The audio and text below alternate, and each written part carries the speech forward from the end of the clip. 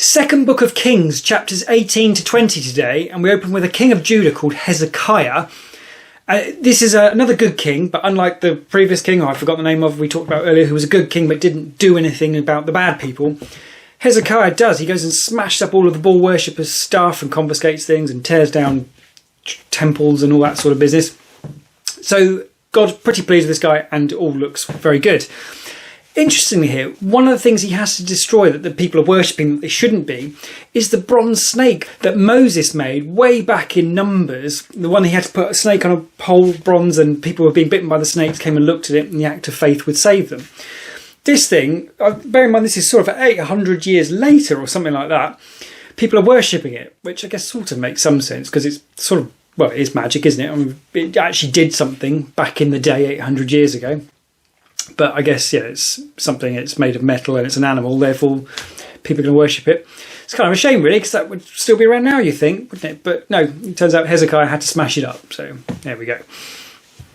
We then meet a chap called Sennacherib, who is the king of Assyria, who sends word to Hezekiah, king of Judah, saying basically, if you guys leave Jerusalem and come over here, I'm going to give you lots of nice stuff. If you don't, I'm just going to kill you all and it's all going to be terrible. And yes, it seems to be sort of spun quite pleasantly, but yeah, clearly is kicking them out. Hezekiah is quite worried at this, it seems. He tears his clothes and he has a bit of a moan and the rest of it. And he sends one of his staff to go and get a chap called Isaiah, who's a prophet, who I think I've heard of, to come and talk to him and tell him what's going on. Isaiah then turns up at the castle, whatever kings live in, and says, don't worry about it, it's all going to be cool. This Assyrian chap, he's going to suddenly have something that makes him want to leave, some problem he has to go and deal with at home. Then he's going to go home and then God's going to have him killed. Seems sort of okay. Hezekiah seems pleased about this, but goes to God's temple to pray. And then Isaiah comes along again with a big, long, flowery speech that God has delivered through Isaiah to Hezekiah. Basically along the lines of the Assyrians are in a lot of trouble. God's pretty fed up with that lot, doesn't like them. Everything's going to be okay for Hezekiah, for now at least.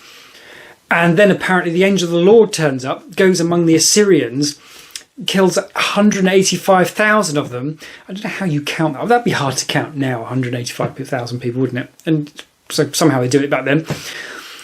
Interestingly as well, this is done in a sort of subtle fashion, which is an interesting idea, isn't it? But apparently it says that the rest of the Assyrians wake up in the morning, pop out of their tents and find 185,000 dead people among them. Sure enough, anyway, the Assyrians run away.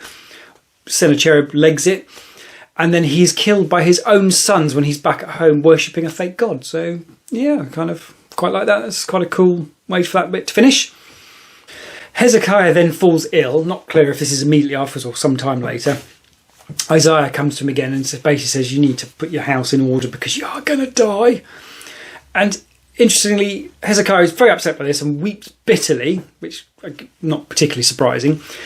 But the surprising bit is, as Isaiah is leaving, God apparently tells him to go back. So he goes back to see Hezekiah and tells him that God's going to give him another 15 years. And then someone produces some remarkable potion with figs or something like that. And that's it. Suddenly Hezekiah recovers and is okay. Interesting question there, isn't it? If God tells you you're going to be alive for another 15 years, are you then invincible for those 15 years? It's probably a bit off the point, isn't it? But it's an interesting idea, at least, isn't it? Sadly, though, despite the fact that everything's looking pretty groovy at this point, Isaiah then goes on to predict that Jerusalem is going to fall at some point and that some of Hezekiah's descendants are going to be turned into eunuchs of Babylon. There's a pretty terrible fate, isn't there? Anyway, in the short version of that story, we have things looking a little bit shaky for Judas. Not great. But we do have Isaiah turn up, which I think is kind of a big deal. That then takes us on to our first interesting point that comes out of that. Is Isaiah I have heard of, and I gather there's a book written by him later on, because that features in the Dead Sea Scrolls as well, and they've found a complete one that's dated to 150 years before Jesus was born. And I believe that's interesting because Isaiah is supposed to predict some of the stuff about Jesus. I think. Not read any of it yet, so we'll go on. But that seems like a big deal that he's turned up anyway. Another interesting idea is this whole thing that Hezekiah is really disappointed that he's going to die. I mean, sort of obviously. But I think there's this notion that if Christianity is true, then Christians should want to die. Or at least I've heard people pitch that, which seems to be obviously not true, isn't it? Because I mean, it's not like you know for a fact that if I walk from this room into that room, I'll be on my landing. It's not like you're that sort of type of sure of what is happening. There is obviously a question mark in that, and there's no certainty. And of course, at this point, Christianity doesn't exist. There is nothing at this point that I've seen that seems to suggest there is any life after death. Apart from, I guess, Samuel turned up at one point, and we have mediums and that sort of thing.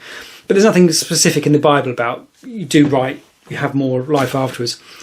But I thought it was an interesting point, worth factoring in at some point. It was a good example of that, I guess, isn't it? Because like Moses, for example, when he was told he was going to die, he seemed pretty relaxed and groovy. And did Aaron and lots of others. I can't think of anyone who was particularly upset about being told they were going to die, especially of the righteous folk. But yeah, so Hezekiah definitely doesn't fit into that category. But yeah, interesting. We shall move on anyway. There's a couple more to do for the book of 2 Kings. A few more kings to go, but not that many now by the looks of it. So presumably we're moving towards the demise of Israelites in the Promised Land.